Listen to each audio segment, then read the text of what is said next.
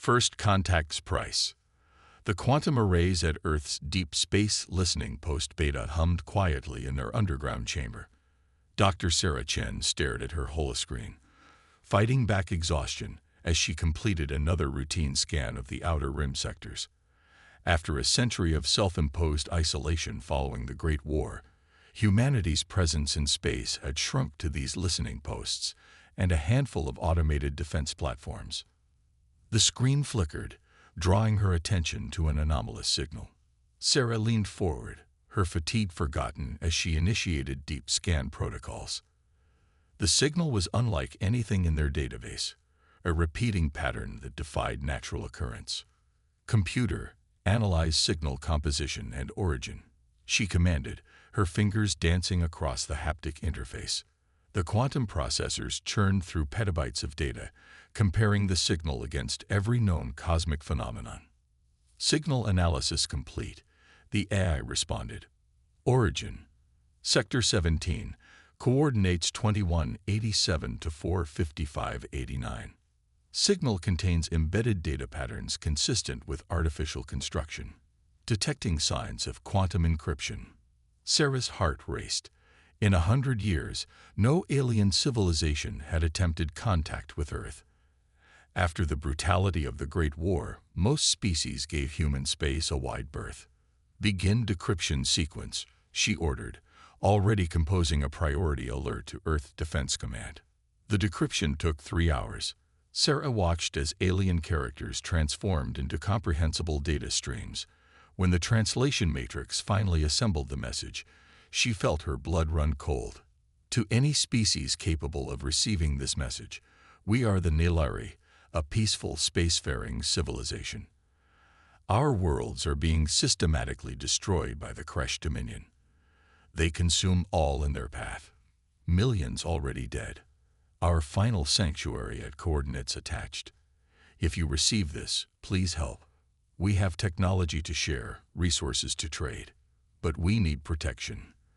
The Kresh must be stopped before they grow too powerful to contain." The message repeated on a loop, growing weaker with each iteration. Sarah checked the signal degradation. The message had been traveling for nearly 6 months. Within an hour, the secure chamber was filled with Earth's highest-ranking military and civilian leaders. Fleet Admiral Victor Santos, recently awakened from cryo-sleep, studied the message with grave intensity. "The Nilari," he mused. "We encountered them briefly before the isolation. Gentle species, brilliant biochemists. The Kresh are unknown to us." "Admiral," General Yin interrupted, "we've maintained isolation for a reason. The fleet has been dormant for decades, even if we wanted to help." "The fleet is ready," Santos cut in. "The automated maintenance systems have been running continuously. In fact, our ships have been improving themselves all this time." Sarah watched the debate unfold. The military leaders argued logistics and strategic implications while civilian officials worried about breaking isolation. But she couldn't shake the desperation in that alien message. A civilization was dying while they debated. "If I may," she spoke up, drawing surprised looks. "During the Great War, we fought to protect our right to exist, to prevent stronger species from dominating the weak. We won, but then we retreated, leaving the galaxy to sort itself out. Maybe that was a mistake. Maybe this is why we built our fleet in the first place, not just to protect ourselves, but to protect others who can't protect themselves." Admiral Santos nodded slowly. "The young doctor has a point. We've hidden long enough. The Kresh must be stopped, or they'll eventually reach Earth anyway. Better to meet them on our terms." The Earth Defense Council voted within hours. By dawn, the reactivation codes were transmitted to the dormant fleet. Massive ships stirred to life in their orbital berths, fusion cores awakening after decades of sleep. Crew selections began immediately, drawing from the best of Earth's military and scientific communities. Sarah found herself reassigned as Chief Communications Officer on the flagship Hyperion. As she watched Earth recede through the observation deck, Admiral Santos joined her. "Having second thoughts, Doctor?" She shook her head. "No, sir. But I am curious, why did they choose to contact Earth? After all this time, why us? Santos smiled grimly. Because they remember, Doctor. The galaxy remembers what we did during the Great War. They remember that when humanity fights for a cause we believe in, we're damn near unstoppable. The Hyperion's quantum drives engaged, tearing a hole in space-time. Behind it, 30 of Earth's most powerful warships followed suit. Humanity was returning to the stars, not for conquest or glory, but to answer a cry for help. The galaxy was about to remember why Earth. Legacy of Steel. 2 weeks into their journey, the Earth fleet's true capabilities began to emerge. In the Hyperion's central engineering bay, Chief Engineer Marcus Wong stared at his diagnostic panel in disbelief. The ship's AI had just finished another deep systems analysis, revealing technological advances that seemed impossible. "Run it again," he ordered, watching as streams of data flowed across his screen. During Earth's isolation, the automated maintenance systems hadn't just preserved the fleet. They had continued the research and development programs, implementing improvements without human oversight. The ship's quantum drives now operated at efficiencies that violated what they'd once thought were universal constants. The defensive shields had evolved into something that seemed to bend the fabric of space itself. Most impressive were the weapon systems. What had once been simple plasma cannons had transformed into something that could theoretically tear apart matter at the subatomic level. "Admiral Santos needs to see this," Marcus muttered, compiling his findings. In the command center, he found both Santos and Dr. Chen reviewing long-range sensor data. "Sir, our ships, they're not what we thought they were." Marcus projected his findings onto the main display. The AIs continued improving everything. "These aren't just warships anymore. They're something entirely new." Santos studied the data, his expression unreadable. "Can we control these improvements? Are they safe?" "The safety protocols remained intact," Marcus explained, "but the AIs found ways to bypass what we thought were fundamental laws of physics. They had decades to experiment without human limitations holding them back." Sarah stepped closer to the display, her eyes widening. "These power readings, we could evacuate an entire planet with this kind of energy output, or destroy one." "Let's hope it doesn't come to that," Santos replied. "But I want every crew member to understand these new systems before we reach Nilari space. We can't afford mistakes with this kind of power." The next few days saw intense training sessions throughout the fleet. In the Hyperion's combat simulation chamber, Lieutenant Kira Patul ran her squad through boarding exercises, marveling at their new combat suits. The neural interfaces were far more sophisticated than anything in the training manuals, allowing nearly instantaneous reactions. "The suits learn from us," she reported to Santos. "Each training session makes them more intuitive. It's like they're becoming extensions of our bodies." Similar reports came in from every ship. The fleet's medical bays now contained regeneration technology that bordered on miraculous. Communication systems could pierce through quantum interference that should have been impenetrable. Every system had evolved far beyond its original specifications, but it was the defensive capabilities that truly shocked them. During a routine test, the destroyer Excalibur accidentally triggered its full shield matrix. The resulting energy field was visible to the naked eye, a shimmering barrier that seemed to distort light itself. The AIs solved the unified field theory, Dr. Chen realized, reviewing the shield data.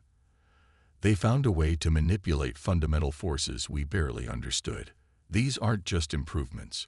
This is technology centuries ahead of where we left it. Admiral Santos called a fleet-wide conference. Commanders from all 30 ships gathered virtually to discuss their discoveries. The consensus was clear. They were carrying power that would have seemed godlike to their predecessors. "We need to establish strict protocols," Santos announced. "This kind of advancement comes with tremendous responsibility. Whatever we find when we reach the Nilari, we must remember our mission is to protect, not to dominate." In her quarters that night, Sarah reviewed historical records from before the isolation. The Great War had ended with humanity victorious, but haunted by the destruction they caused. The decision to retreat from galactic affairs had been driven by fear, not of other species, but of humanity's own potential for devastation. Now, a century later, they were returning with even greater power. But this time, it was different. They weren't seeking conquest or revenge. They were answering a call for help, carrying the means to protect those who couldn't protect themselves. The fleet's AI systems had evolved beyond simple machine learning. They displayed an understanding of ethics, incorporating moral constraints into their improvements. Every advancement was balanced with safeguards, every weapon system designed with precision to minimize collateral damage. "We're ready for a test," Marcus announced 3 days later. A full demonstration of the Hyperion's enhanced capabilities. In the void of deep space, far from any inhabited systems, the Earth fleet assembled in formation. On Santos' command, the Hyperion engaged its new systems. The ship's energy signature multiplied exponentially, but the power remained perfectly controlled.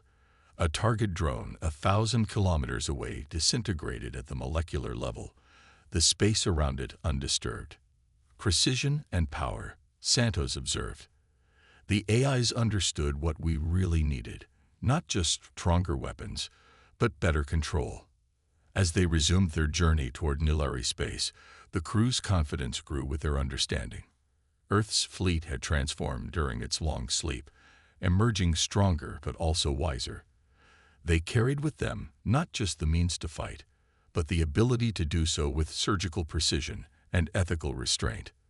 When they finally received another Nilari transmission, this one even more desperate than the last, Sarah felt a surge of determination.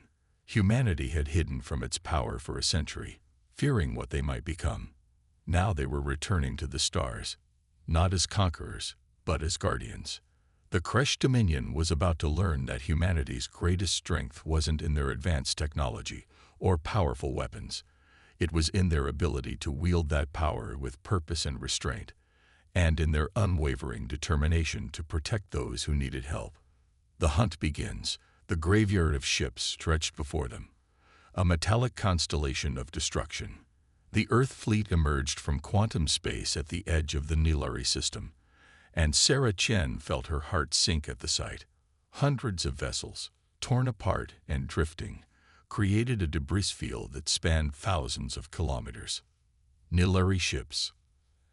Admiral Santos asked, his voice tight with controlled anger. "Most of them," Sarah confirmed, scanning the wreckage. "But there are others. Refugee vessels from at least 6 different species. The Kresh didn't discriminate between military and civilian targets." Lieutenant Patel's tactical display lit up with movement. Contact. Multiple signatures emerging from behind the third moon.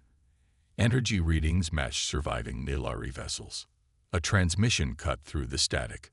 The alien face that appeared on the main screen was humanoid but distinctly alien. Iridescent scales covered delicate features, and multiple pairs of eyes blinked in apparent disbelief. Earth vessels. The Nilari commander's translator conveyed both hope and skepticism. We did not truly believe you would come. Not after so long." "We received your distress call," Santos replied. "The Earth Defense Council voted to end our isolation. We're here to help." The Nilari commander's scales shifted color, displaying what Sarah's xenobiology training identified as intense emotion. "You arrive at a desperate hour. The Kresh fleet returns in 2 planetary cycles. They want our biotech research facilities. When we refused to surrender them, they began systematically destroying every ship and station in the system." Santos leaned forward. "Tell us about the Kresh. What are we dealing with?" The answer came in data streams and tactical recordings. The Kresh were a species driven by biological imperatives. They consumed technology and resources from other civilizations, incorporating them into their own. Their ships were organic mechanical hybrids, capable of adapting during battle, and even absorbing enemy vessels into their own mass. "They're like a virus on a galactic scale," Marcus observed, studying the technical data. "Each victory makes them stronger." They've already consumed 3 civilizations in this sector alone. Sarah worked with the Nilari to coordinate the evacuation of their remaining civilian populations to designated sanctuary points. As she did, she noticed something curious in their historical records. "Admiral," she called, "the Kresh's expansion pattern. They've been deliberately avoiding Earth space for the past century. They remember the Great War too." "Good," Santos replied grimly. "Then they know what they're in for." The fleet had barely finished positioning itself when the quantum sensors detected massive disturbances. The Kresh arrived in a wave of biomechanical horror. Their ships looked like metal bones wrapped in living tissue, pulsing with malevolent energy. The Kresh transmitted a single message: "Your technology will be consumed. Your species will be absorbed. Resistance is evolution." The Earth fleet's response was immediate. The Hyperion's enhanced weapons systems engaged, targeting the Lid Kresh vessel. The beam that lanced out wasn't just energy. It was a focused stream of quantum disruption that tore through the alien ship's adaptive defenses like they didn't exist. "They can't absorb what they can't understand," Marcus reported with satisfaction. "Our weapons operate on principles their biological systems can't process fast enough to adapt to." The battle erupted across the system. The Kresh fought with savage efficiency, their ships attempting to latch onto and consume anything they could reach. But Earth's vessels proved frustratingly elusive, their new shield technologies making them virtually untouchable. Lieutenant Patel led boarding actions against Kresh vessels that came too close, her combat teams protected by suits that could match the aliens' biological adaptations. "They're not used to resistance," she reported back. "Every time we stop them from absorbing our technology, they get more aggressive, less coordinated." The Nilari watched in awe as Earth's fleet systematically dismantled the Kresh attack force. Ships that had terrorized the sector for years were reduced to drifting debris by weapons they couldn't adapt to and defenses they couldn't penetrate. But the Kresh had one final gambit. Their flagship, a behemoth that dwarfed even the Hyperion, began to change shape. It absorbed the remains of its fallen companions, growing larger and more grotesque. "Energy spike," Sarah shouted. "They're channeling power from every ship they've consumed over the years." The monster that emerged was a nightmare of organic technology, its surface writhing with absorbed weaponry from a dozen species. It launched a barrage that would have annihilated most fleets. Santos stood calmly on his bridge. "All ships, execute Protocol Omega." 30 Earth vessels moved in perfect synchronization, their shield matrices linking to form a single defensive sphere. The Kresh weapon storm washed over them like rain. Then, as one, the Earth fleet responded. The combined firepower of humanity's enhanced weapons struck the Kresh flagship simultaneously. For a moment, the massive vessel seemed to hang in space, its adaptive systems desperately trying to counter what was happening to it. Then it began to come apart, not just physically but at the quantum level, its very atoms refusing to maintain cohesion. "Send the message," Santos ordered. Sarah opened a channel to every remaining Kresh vessel. "This is humanity's warning. We've evolved too. But unlike you, we evolved to protect, not to consume. Leave this sector. Leave all peaceful species alone. Or next time, we won't stop at your flagship." The remaining Kresh ships fled, their retreat so rapid it seemed like terror. Left behind were the grateful Nilari and the debris of an enemy that had learned, too late, why Earth had been feared and respected before its isolation. But Sarah knew this wasn't the end. The Kresh would return, probably stronger. And when they did, humanity would be ready. The galaxy was changing, and Earth was done hiding from its role in shaping that change. Turning the tide. Word spread through the galaxy like wildfire. Earth had returned. The species that had vanished into self-imposed exile a century ago was back, and they had evolved beyond anyone's expectations. In the 3 weeks following the battle at Nilari, the Hyperion's communications array was flooded with distress calls and diplomatic overtures from dozens of civilizations. Sarah Chen worked tirelessly to sort through the messages, each one painting a clearer picture of what the galaxy had become during Earth's absence. The Kresh Dominion had grown unchecked, consuming or subjugating any civilization that possessed technology they coveted. They're regrouping, Lieutenant Pottle reported during a senior staff meeting. Long-range scouts show massive fleet movements in Kresh-controlled space. They're calling in ships from every sector they control. Admiral Santos studied the tactical projections. They're adapting their strategy. The Kresh operate like a virus. When their initial infection fails, they mutate and try again with greater force. Chief Engineer Wong had spent days analyzing debris from the destroyed Kresh vessels. Their biomechanical integration is incredible, he admitted. Each ship is practically a living organism. But that's also their weakness. They're dependent on absorbing new technology to evolve. When they can't absorb something, they can't adapt to it, Santos finished. That's why our quantum-based weapons were so effective. Their biological systems couldn't process the principles fast enough to develop countermeasures. The Nileri proved to be valuable allies in the coming days. Their expertise in biotechnology helped Earth scientists better understand the Kresh's capabilities and limitations. In return, humanity shared some of their defensive technologies, helping the Nileri protect their remaining worlds. We've detected something interesting, a Nileri scientist named Varen told Sarah during one of their joint research sessions. The Kresh ships we studied show signs of increasing biological instability. Your weapons didn't just destroy their vessels. They introduced quantum irregularities into their very genetic structure. The implications were staggering. Earth's advanced technology wasn't just defeating the Kresh. It was potentially unraveling the very foundation of their existence. But with this knowledge came an ethical dilemma that humanity had faced before: the power to potentially eradicate an entire species. Admiral Santos called an emergency conference with Earth Command. We have the capability to destroy them completely, he reported. But that's not why we came back to the stars. We need to find a way to stop them without becoming what we fought against in the Great War. The solution came from an unexpected source. Dr. Chen, working with Nileri biotechnology experts, discovered that the Kresh's biological imperative to consume and adapt could be redirected. Their ships are essentially living computers, she explained. With the right quantum signal, we might be able to rewrite their basic drives. The plan was risky. It would require getting close enough to the main Kresh fleet to broadcast the signal directly into their biological matrix. But if it worked, it could end the conflict without genocide. The Earth fleet prepared for its most ambitious operation yet.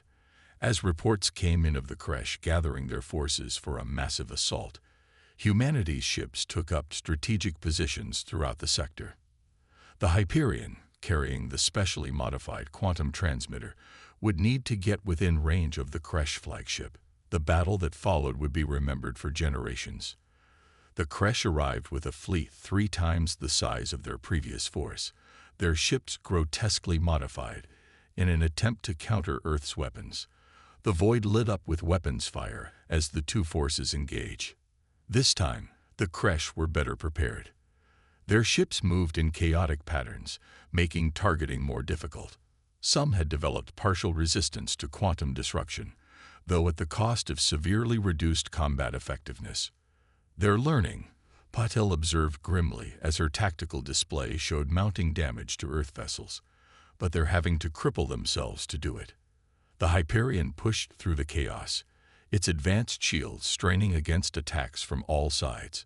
Supporting ships created a corridor through the enemy fleet, sacrificing their own safety to give the flagship its chance.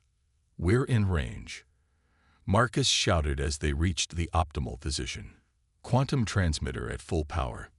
Sarah activated the device, sending out a signal that carried within it a new directive, a new purpose. For a moment, nothing seemed to happen.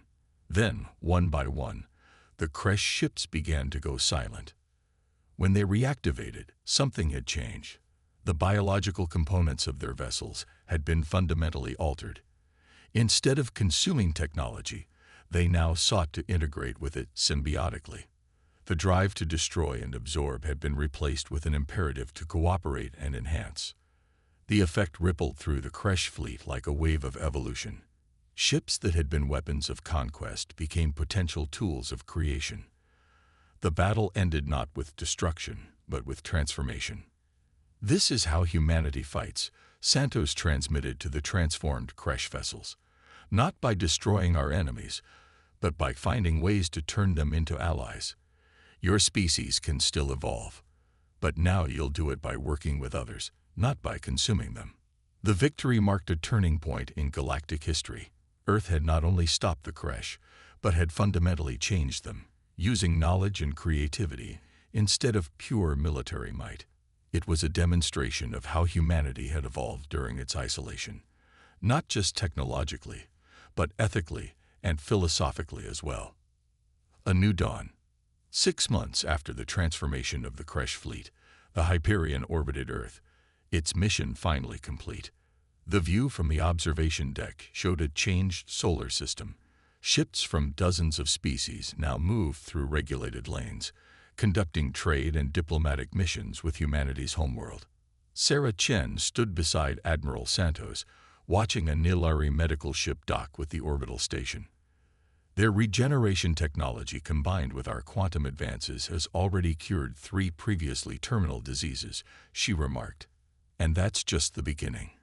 The reformed Kresh had proven to be invaluable allies once their biological imperative was redirected. Their ability to adapt and integrate technology was now being used to solve problems rather than consume resources. The first joint Earth-Kresh research station was already producing innovations that neither species could have achieved alone. "The galaxy's changing faster than anyone expected," Santos observed. "When we received that first distress call, I never imagined it would lead to this." He wasn't exaggerating. Earth's successful intervention had sparked a renaissance of interstellar cooperation. The technological advances developed during humanity's isolation were being carefully shared with trusted allies, while Earth's ethical framework for handling advanced technology was becoming a model for other species. Lieutenant Patel's combat teams had transformed into peacekeeping forces, training multi-species crews in the use of advanced defense systems. "The best part," she told Sarah during their final mission debrief, "is that we're teaching them not just how to use the technology, but when and why they should." Marcus Wong had his hands full dealing with the scientific implications of their journey. The quantum technology that had evolved during Earth's isolation was revolutionizing everything from medicine to space travel. But more importantly, the ethical protocols built into the systems were ensuring that these advances were used responsibly. "We're not just sharing technology," he explained to a group of alien engineers. "We're sharing a philosophy. The idea that advancement without wisdom is just another form of destruction." The Nilari had become Earth's closest allies, their biotechnology expertise complementing humanity's quantum innovations perfectly. Together, they were developing solutions to problems that had plagued spacefaring civilizations for millennia. But perhaps the most profound change was in how other species viewed humanity. The fear and awe that had followed the Great War had been replaced by respect and gratitude. Earth was no longer seen as a militant power that had retreated from the galaxy.